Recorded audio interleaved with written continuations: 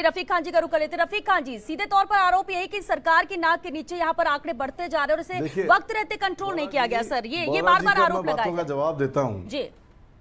बोरा जी का पहला आरोप बोरा जी का ये था कि बोरा जी बोले कि एक आदमी ओमान से आया और उसको सरकार आइडेंटिफाई नहीं कर पाई।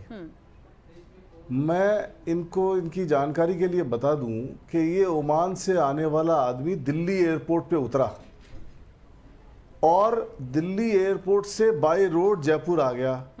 आप लोगों ने जब पूरे विश्व में इस महामारी की बीमारी फैल रही थी 15 लाख लोग बाग इंडिया में उतार लिए, कोई चेकिंग नहीं करी, कोई आइडेंटिफिकेशन नहीं हुआ, वो अपने घर में आ गया, 12-13 दिन घर में रह गया, घर में रहने के बाद में भी किस पता नहीं लगता है, और फिर उसके बुखार होता है और वो बुखार के लिए टेस्ट कराने जाता है तो उसको पता लगता है कि उसको कोरोना है।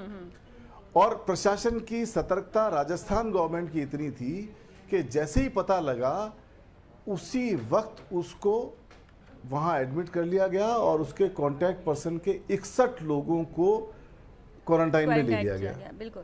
तो ये आप अंदाजा लगा सकते हो किसकी विफलता की बात कर रहे हैं आप। बजाय एलिगेशन के और बजाय दोषारोपण के आप ये बात करते हैं कि हम मिलजुल के कैसे लड़े। बिल्कुल, आप यही विषय है रफीक खान जी। बिल्कुल यही हम कहना चाह रहे हैं। क्या ये वक्त, मैं जयपुर से विधायक हूं, बिल्कुल क्या ये वक्त ये सब कहने का है, क्या वक्त ये राजनीति करने का है? सवाल हमारा बिल्कुल यही है। जयपुर से लोकसभा सांसद है, मेरी बात सुनिए, जयपुर से लोकसभा सांसद है, मैं जयपुर से विधायक हूं। इररेस्पेक्टिव के किस कॉन्स्टिट्यूएंसी से कितने आदमी पॉजिटिव पाए गए हैं, मैं इनसे एक सवाल पूछना चाहता हूं।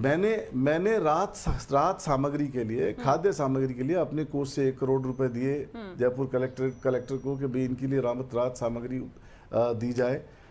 हमारे और जो कांग्रेस के साथी हैं उन्होंने सबने 1-1 करोड़ रुपए दीजिए। इनको दरियादिली दिखानी चाहिए। इनका 5 करोड़ 6 करोड़ का बजट है साल का।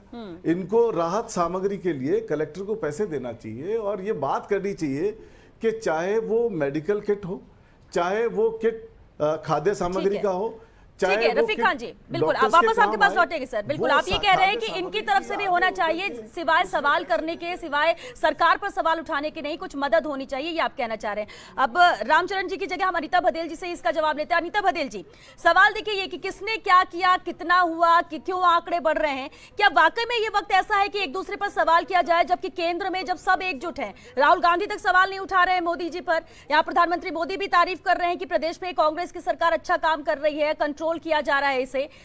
राजनीति से इतर, यहाँ पर पार्टी से इतर सब अभी एकजुट होकर कोरोना की जंग जीतने की मशक्कत कर रहे हैं और हम प्रदेश में देखते हैं कि एक दूसरे पर छीटाकशी हो रही है, सवाल जवाब हो रहे हैं, किसने कितना किया, नहीं किया, किसका फायदा।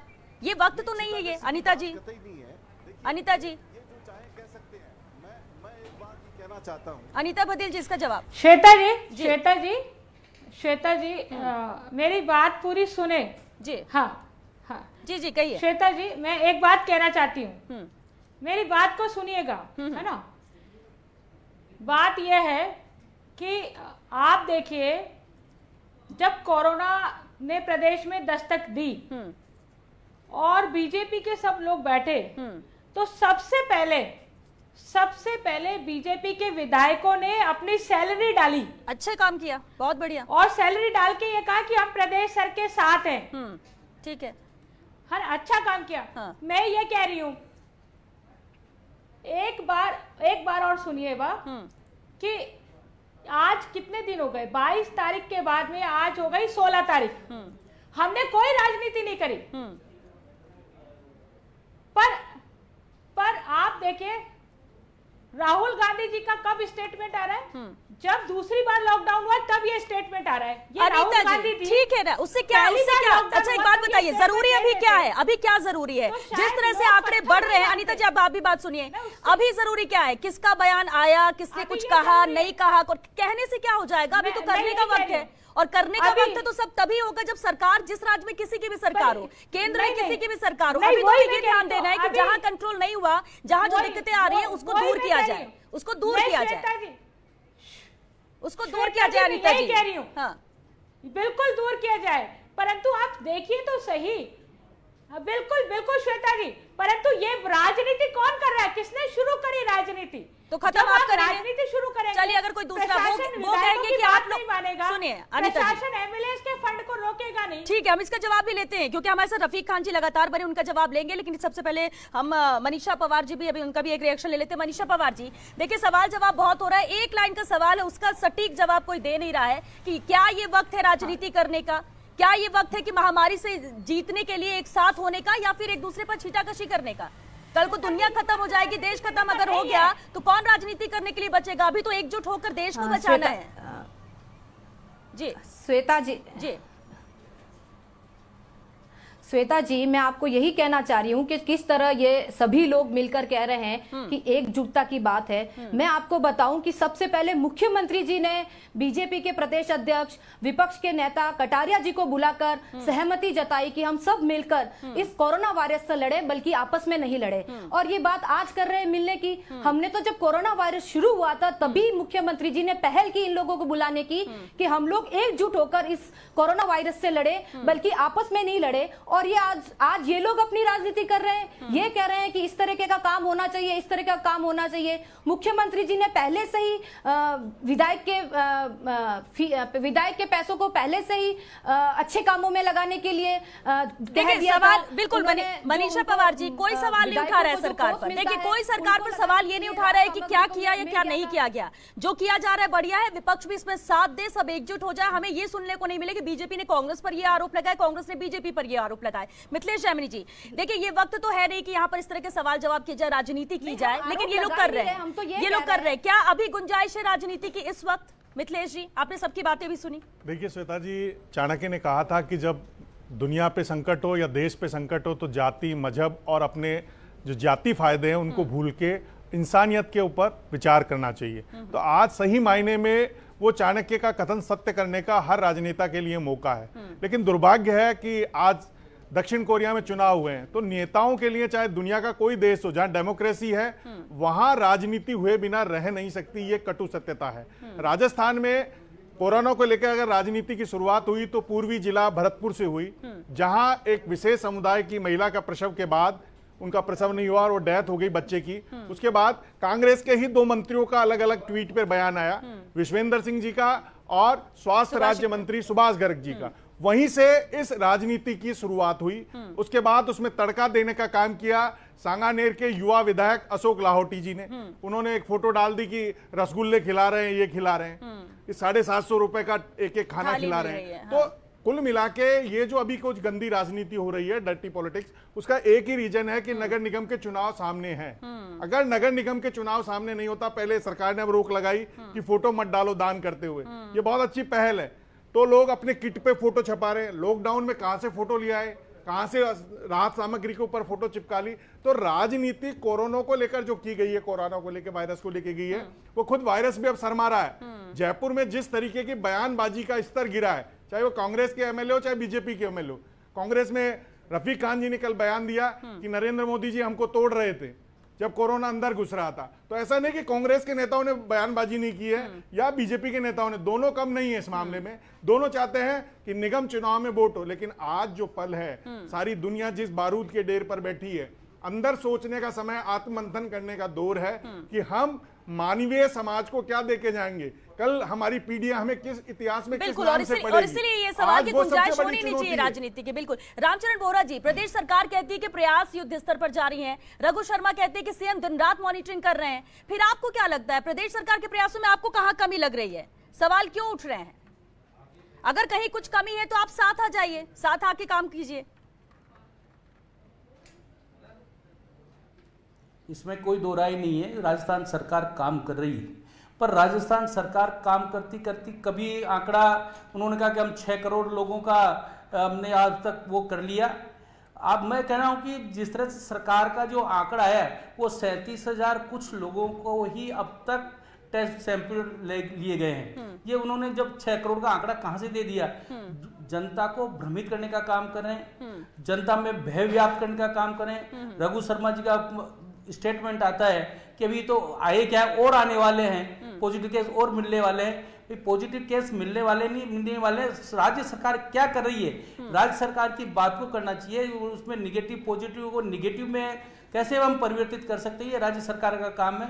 इसलिए मैंने कल बड़ा दुखित होकर और मेरे को भारत के गृह मंत्री जी से आग्रह करना पड़ा, उनको पत्र लिखना पड़ा कि आप इसमें इंटरव्यू करें। रामगंज बाजार, रामगंज जो इलाका है इसमें 483 में से 409 केस रामगंज में मिले हैं। तो रामगंज में जो रहते हैं वहां के लोग, वहां पर कर्फ्यू लगा हुआ है, उस कर्फ्यू में वहां के स्थानीय विधायक की जो प्रशासन पर पाबंदी लगाकर उसको जबरदस्ती कर वहां के लोगों को कभी कलेक्ट्रेट में जाने का काम पड़ता है, कभी मुआना मंडी में जाने का काम के लिए उनको छुट्टी दिलाते हैं। तो इस तरह का जो रामगंज में जिस तरह का जो कर्फ्यू का चल रहा है, उस कर्फ्यू में एक ही कम्युनिटी को ढील क्यों दी जाती, दूसरी कम्युनिटी ठीक है, आप कम्युनिटी बिल्कुल, अब कम्युनिटी को लेकर सवाल है, ठीक है, ये पहले भी सवाल उठे हैं और अगर हम इसका जवाब रफीक खान जी से लेते। रफीक खान जी, एक बात बार बार आ रही है, देखिए हिंदू मुस्लिम किया जाता है,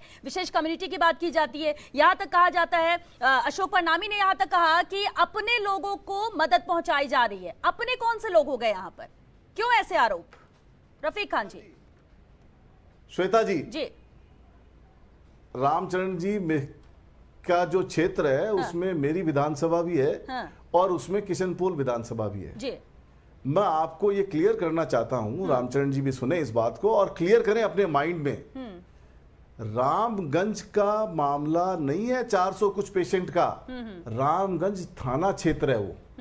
रामगंज थाना क्षेत्र में रामगंज के अलावा एरिया भी आता है, बिल्कुल ठीक। रामगंज थाना क्षेत्र में पहाड़गंज भी आता है, रामगंज थाना क्षेत्र में अमृतपुर ये घाटगेट भी आता है, रामगंज थाना क्षेत्र में नवाब का चौराहा भी आता है, रामगंज थाना क्षेत्र में रेगरो की कोठी भी आती है, पूरा एरिया आता है रामगंज थाना क्षेत्र में।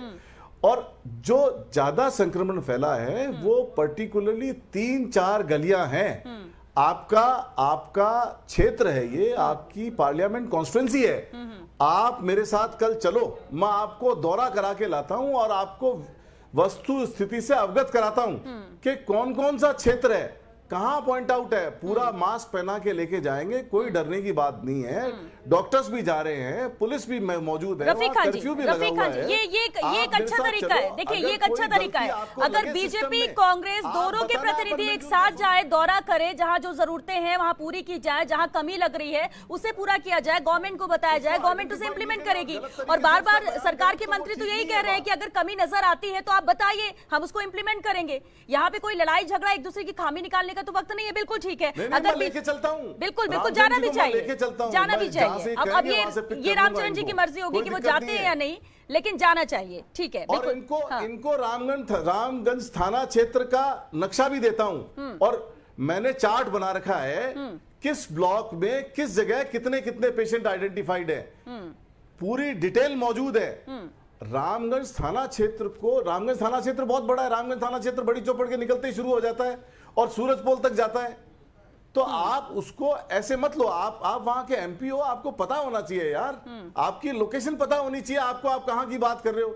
खाली एक ही एक बात को अपन हाईलाइट कर दे, उससे मतलब नहीं है। ठीक है, आपके पास लौटेंगे, बिल्कुल रफीक खान जी आपके पास लौटेंगे। लेकिन मिथिलेश जी, एक और बात देखने को मिली आज ही, जिस तरह से आरोप की बात हो रही है, सवाल ये उठ रहा है कि जो क्वारंटाइन में लोग हैं उनके खाने पर सवाल उठ रहा है कि उन्हें ढंग का खाना नहीं दिया जा रहा है, अपनों को ज्यादा महत्व दिया जा रहा है। अब यहाँ पर अपनों की बात आप समझ सकते हैं, धर्म से भी हो सकते हैं, अपने आदमियों से भी हो सकते हैं, लेकिन क्या ऐसे वक्त में भी कोई ये सोचेगा, जो जनप्रतिनिधि है जो वहां पर काम कर रहा है, सरकार जिन्हें भेज रही है करने के लिए, वो वहां अपने पर आए तो ढूंढेंगे नहीं? देखिए, अमीन कागजी जी की तरफ से जब सामान बांटा जा रहा था तब वहां पर जो सरकार के लोग थे, जो सेवा के लोग थे, उनको रोका गया कि ये बीजेपी के लोग हैं। तो बयानबाजी का दौर, अकेले को सामान वितरण में अब जो जरूरतमंद है वही तो मांगेगा। जिसके घर में सामान है, जो खाने की जगह है, वो क्यों भूख मांगेगा? उसको भूख अगर व्यतीत करेगी तो निश्चित रूप से वो हाथ फैलाएगा, नहीं तो कोई धरती पे ऐसा आदमी नहीं है कि वो हाथ फैलाएगा। उसको लेकर आप किसी समुदाय विशेष से जोड़ दो। मैं एक दूसरा आपको इसमें जोड़ना चाहूंगा कि जो रामगंज इलाका व मीनाकारी और बंदेज, उससे जुड़े हुए बाल श्रमिक बंधे हुए, आज हाईकोर्ट ने भी कहा है कि सरकार उनका ध्यान दे। वो घरों में नीचे रखते हैं लोग और रामगंज में बहुत सेंसिटिव इश्यू है, अगर उनमें कोरोना फैल गया तो वो बच्चे कुछ नहीं जानते, वो बंगाल के आए हुए हैं, उड़ीसा के आए हुए, यहाँ की भाषा भी नहीं जानते, वो लोगों में अगर फैल गया तो उसका क्या होगा। तो ये दोनों दलों को नेताओं को उनको खाना मिल रहा है नहीं मिल रहा है। लाडली जी का खुर्रा, कई जगह ऐसी है जहां मकानों के नीचे रख के बंदेज का काम, मीनाकारी का काम होता है, सरकार को पता है, जो बाल श्रम से जुड़े हुए एनजीओ है उनको पता है। ठीक है, हाईकोर्ट ने आज इनसे जवाब पूछा है। उन्हें भी सुन लेते हैं। रफीक खान जी, आप क्या कह रहे हैं, आपकी बात पूरी कीजिए। रफीक खान जी, मैं ये कह रहा हूं, अगर कहीं कोई फूड डिस्ट्रीब्यूशन सिस्टम, या तो रामचंद्र जी बता दे या मैं बता दूं क्या सिस्टम हो रहा है। देखिए, जिन आदमी के पास राशन कार्ड है उनको 5 किलो अनाज 15 तारीख तक अप्रैल माह का फ्री ऑफ कॉस्ट दिया जा रहा है सरकार की तरफ से, और 5 किलो एडिशनल अनाज 15 तारीख के बाद दे दिया जाएगा पर मेंबर। घर में अगर 5 आदमी है तो 25 किलो अनाज फर्स्ट लॉट में और 25 किलो अनाज सेकंड लॉट में मिलेगा फ्री ऑफ कॉस्ट। पहली बात। ठीक है। दूसरी बात, जिनके पास राशन कार्ड नहीं है, जिनके पास राशन कार्ड नहीं है या जिनके पास राशन कार्ड है और एक्टिव नहीं है, खाद्य सुरक्षा में कवर नहीं है, इनको हमको मिलके ये बात करनी चाहिए। वो बड़ा नंबर है कि ये खाद्य सुरक्षा में कवर हो, केंद्र सरकार से हेल्प लें, मदद लें। आपके जरिए पूछना चाहता हूं कि आपकी ही सरकार के मुख्य सचेतक जी ने कल कहा है कि जो ईडब्ल्यूएस से जुड़े हुए लोग हैं उनको भी खाद्य सुरक्षा में जोड़ा जाए, तो क्या उनको भी जोड़ा जाएंगे या नहीं जोड़ा जाएगा? जो मध्यम वर्गीय लोग हैं वो बेजा परेशान है चार दीवारी में। रफीक खान जी, मिथिलेश जी का भी सवाल है और मुख्य सचेतक महेश जोशी जी ने ही कहा है ईडब्ल्यूएस को भी इसमें जोड़ना चाहिए। रफीक खान जी, ठीक है, रफीक खान जी बिल्कुल एक सवाल है, ईडब्ल्यूएस को जोड़ना चाहिए। कल मुख्य सचेतक महेश जोशी जी ने भी ये बात कही है कि मध्यम वर्गीय परिवार भी परेशान हो रहा है, क्या उसके लिए भी कुछ किया जाएगा? अजी ये हवा में बातें करते हैं, इनसे पूछ तो लो जयपुर में कितने राशन कार्ड हैं। महेश जोशी जी ने कल कहा है, महेश जोशी जी ने, पूछ लो इनसे, बीजेपी ने नहीं, महेश जोशी जी ने, मुख्य सचेतक महेश जोशी जी ने कल कहा है। तो पूछो राशन कार्ड कितने हैं, जयपुर के सांसद हैं। हाँ 8,88,000 सवाल कर लेंगे सर, पहले आप ही की बातें कर रहे हैं ना रफीक जी। 1,43,000 खाद्य सुरक्षा में कवर्ड है। हाँ। तो 7,40,000 कवर्ड नहीं है। बोरा जी चिट्ठी लिखो केंद्र सरकार को, ठीक है, इनके लिए। ठीक है, अनिता जी कुछ कहें, अनिता बदेल जी, और अनाज दो, अनिता बांटो। रफीक खान जी, रफीक खान से मिला राशन है, ये केंद्र सरकार से मिला हुआ खाद्यान्न है। क्यों नहीं बोलते रफीक खान जी? रफीक खान जी क्यों नहीं बोलते? श्वेता जी, ये रफीक खान जी क्यों नहीं बोलते कि केंद्र सरकार का खाद्यान्न नहीं बटा है मैडम, केंद्र सरकार का खाद्यान्न नहीं बटा है। अगर बट गया हो तो आप कहो जैसे स्टेट गवर्नमेंट का खाद्यान्न बटा है, केंद्र तेरी मेरी मत करो, स्टेट गवर्नमेंट का खाद्यान्न बटा है। केंद्र सरकार की तो चिट्ठी 15 तारीख बाद देने की है, केंद्र सरकार के तो निर्देश ही 15 तारीख के बाद देने के हैं। केंद्र सरकार के निर्देश 15 तारीख के बाद देने के हैं। कौन सी दुनिया में हो, कागज लेके अनिता जी अभी तो प्रदेश सरकार कर रही है। अनिता जी अभी तो प्रदेश सरकार कर रही है। अनिता जी अभी तो प्रदेश सरकार कर रही है। देखिए फिर हम इसमें क्रेडिट वाली बात मत लीजिए। 15 तारीख से देने बाद में देने का ऑर्डर क्यों कर रहे हो? इनको अभी देते गरीब आदमी को, और अब दे दो। सुनो, अब दे दो, मत आज अब दे दो। देखिए सवाल उठाना आसान है, लेकिन मदद पहुंचाना ज्यादा मुश्किल है। सबको मैडम। अनिता जी बात सुनिए, रफीक खान जी आप भी बात सुनिए, रफीक खान जी बात सुनिए। ठीक है, जो इम्पोर्टेंट चीज है कि जो ये राशन कार्ड धारकों की बात कर रहे हैं, बीपीएल एपीएल की धारक की बात कर रहे हैं, कल इनके ही सरकार के मुख्य सचेतक महेश जोशी जी ने कहा कि 4 दीवारी में जो ईडब्ल्यूएस तबका है वो बेजा परेशान है और उसको इस खाद्य सुरक्षा योजना से जोड़ा जाना चाहिए। दूसरा एक राजनीति का जुड़ा मुद्दा जो महेश जोशी जी ने ही बयान दिया कि जो कोरोना के मरीज हैं उनके आगे तबलीगी समाज या रामगंज नहीं लिखा जाए। उसके बाद ये राजनीति एग्रेसिव हुई। आप किसी को सामने राजनीति में अगर फ्रंट फुट दोगे तो वो बॉल पे चौका या छक्का मारेगा। ये राजनीति का सिद्धांत है। तो कांग्रेसियों को समझना होगा कि हम जो बीजेपी के लोग हैं उनको खुली जगह नहीं दें, बोलने की जगह नहीं दें। अगर ऐसा बयान नहीं देते, जो मरीज है सारी देश में तबलीगी लिखा जा रहा है, एरिया लिखा जा रहा है। अगला राजस्थान में इस पोलम को हटाने की मांग करने से चला के राजनीति को गरमाया है। तो ये तो आपको लगता है कि इससे राजनीति करने का मौका मिल गया, इसी से बीजेपी को राजनीति करने का मौका मिला। अगर सकारात्मक राजनीति करती कांग्रेस तो ऐसा जब सारे देश में चल रहा है, सारे चैनल चला रहे हैं, तो राजस्थान में भी चलने देना। आपने चला के उनको प्रोटेक्शन दिया। रामचरण बोरा जी, आपने प्रदेश पर इसे लेकर सवाल उठाए हैं, खत लिखा है, आपने अपनी बात यहाँ पर रखी, लेकिन एक अहम बात है, जब राहुल गांधी और खुद सोनिया गांधी गांधी भी केंद्र और पीएम के साथ हैं, फिर ऐसी बयानबाजी बीजेपी की तरफ से क्यों प्रदेश में हो रही है, क्यों इसको हवा दी जा रही है? और एक के बाद एक नेता सामने आ रहे हैं कुछ ना कुछ सवाल लेकर, कुछ ना कुछ आरोप लगाते हुए।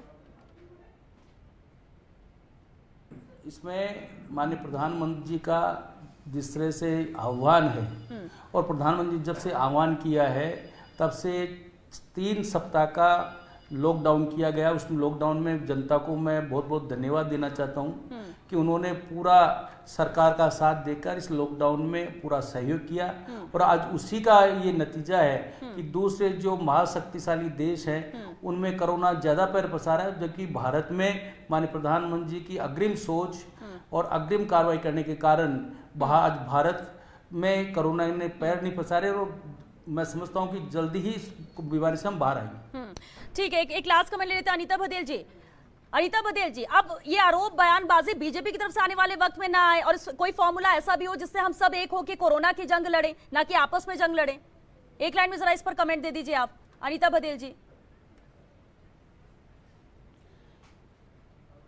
श्वेता जी, आप पिछले 15 दिन का रिकॉर्ड उठा के देख लीजिए, कभी भी बीजेपी के लोगों ने बयानबाजी नहीं की है, पर जब जैसा मिथिलेश जी ने कहा यदि इस तरह का सरकार कदम उठाएगी तो उनके और चलिए जो हुआ सो हुआ। अनीता जी, आप जवाब सिर्फ ये दे दीजिए, देखिए किसने क्या किया, चलिए छोड़िए, हम आज की बात करते हैं, अब से आने वाले वक्त की बात करते हैं कि अगर इन सवालों को छोड़कर क्यों ना सरकार के साथ आकर, जो भी प्रतिनिधि उनके साथ आकर जहां कमी है वो बताए बीजेपी, वो विपक्ष इस तरह अपनी भूमिका निभाए। हम सरकार के साथ पहले भी थे, हम सरकार के साथ पहले भी थे, मैं श्वेता जी कह रही हूं सरकार के साथ पहले भी थे, आज भी है, और जब तक कोरोना की जंग रहेगी तब तक हम इनके साथ रहने वाले हैं। उम्मीद करते हैं कि यही सब हो, क्योंकि वक्त खत्म हो चुका है। बहुत शुक्रिया आप सभी का इस चर्चा में शामिल होने के लिए। तो सवाल यहाँ पर उठा रहे हैं, सवाल कौन उठा रहा है? सब एक दूसरे पर उठा रहे हैं, राजनीति यहाँ पर गर्मा गई है, एक दूसरे को मौके दिए जा रहे हैं, लेकिन क्या वाकई में ये वक्त ऐसा है? यहाँ महामारी है, पूरी दुनिया इसे झेल रही है, पूरा देश यहाँ पर लगा हुआ है कि इससे जीत दर्ज की जाए। इस पर बड़े बड़े नेता हैं, प्रधानमंत्री की हम बात करें, राहुल गांधी की बात करें, प्रदेश में मुख्यमंत्री अशोक गहलोत की बात करें, सब एक दूसरे का साथ दे रहे हैं, तारीफ कर रहे हैं अच्छे काम की, जहां कमी है वो बता रहे हैं। तो फिर ये दूसरे नेता क्यों बयानबाजी कर रहे हैं, क्यों आरोप प्रत्यारोप लगा रहे हैं? उम्मीद करते हैं कि आज के बाद ठीक है, जो हुआ सो हुआ, लेकिन सब पर मिट्टी डाल के कम से कम जहां जो कमी है वो बताई जाए, ताकि उन कमियों को दूर किया जाए, ना कि बयानबाजी की जाए, एक दूसरे पर सवाल उठाया जाए घर बैठकर। इसी के साथ बिग फाइट लाइव में आज के लिए बस इतना। नमस्कार।